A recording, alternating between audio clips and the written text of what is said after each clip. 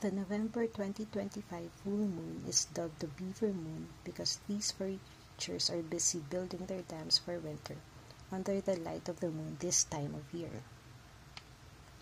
Depending on where you live, it is also called the Frosty Moon or Hunter's Moon. This year, the Beaver Moon reached its peak fullness on November 5, 2025. It is the second of 3 consecutive supermoons following the harvest moon in October. A supermoon occurs when the full moon coincides with when the moon is at its closest point to Earth on its orbit. How did it look like in Taiwan? Full moon, supermoon, beaver supermoon.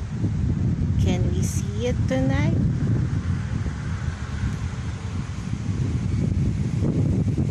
There it is.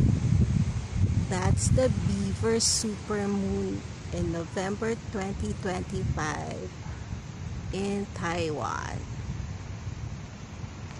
It's as round as our heads.